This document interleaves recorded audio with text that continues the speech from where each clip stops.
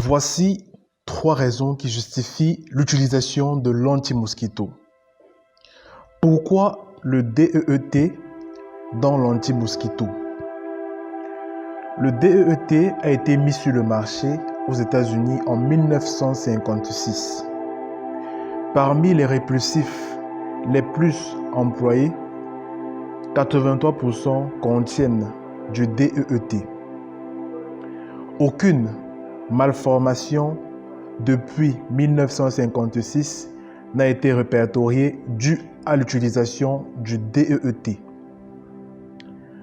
Le DEET n'a aucun effet sur le fœtus ou sur le nouveau-né lorsque la femme enceinte utilise un anti-moustique le contenant. Certaines études ont montré que il n'y avait aucun passage du DEET dans les urines lorsqu'il était appliqué sur la peau. Tout comme d'autres études ont montré un passage nul ou négligeable du DEET en transplacentaire. Aussi, pour le dire, le DEET fait partie des répulsifs recommandés en 2009 et en 2011 par l'OMS dans son document d'information pour les voyageurs.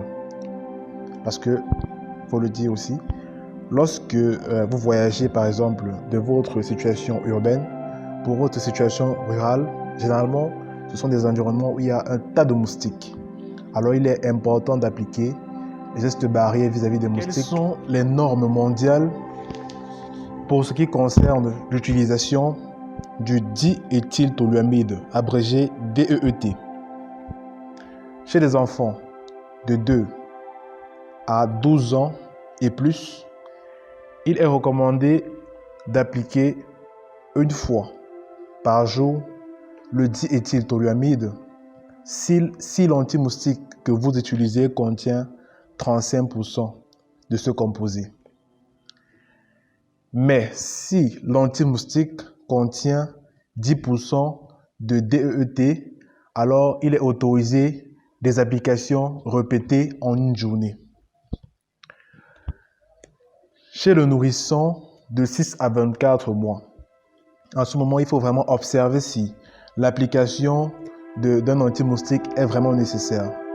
Parce qu'il existe outre aussi des mesures préventives. Alors, pour cette tranche d'âge, il est recommandé une application par jour si l'anti-moustique contient 10% en diéthyltoluamide, en supposant que l'enfant, inconsciemment, va être victime de 6 à 8 contacts main-bouche. Et c'est bien ça le risque avec cette tranche d'âge. Voilà pourquoi il faut respecter absolument le nombre d'applications. À présent, quel est le mode d'emploi de l'anti-mosquito? Déjà, ce que je souhaite rappeler, c'est que l'anti-mosquito contient 5% en diéthyltoluamide. Alors, pour un enfant de 2 à 12 ans et plus,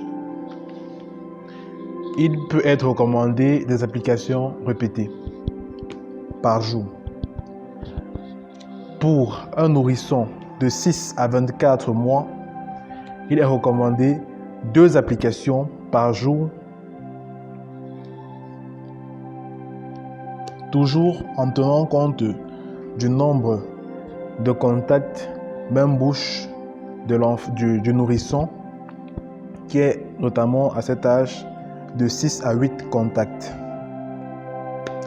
Voici à présent les précautions d'emploi des anti-moustiques contenant le DEET.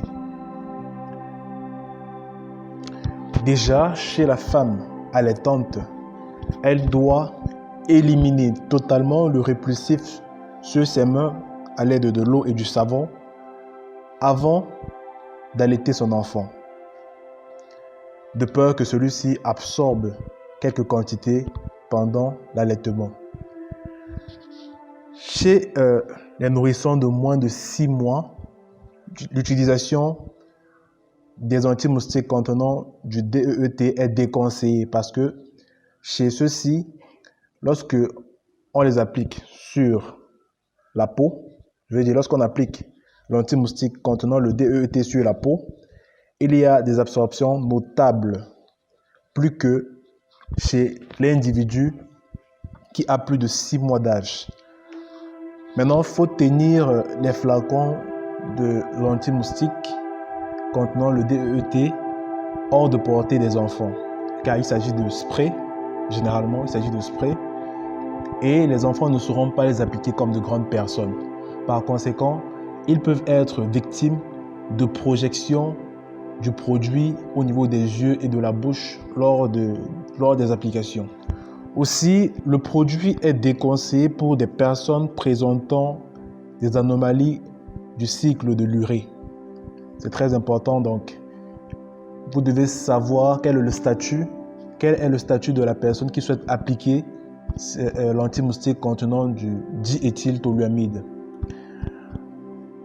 Enfin, si vous avez des antécédents de convulsions, y compris les crises asthmatiques, évitez d'utiliser cet anti-moustique contenant du diéthyltoluamide.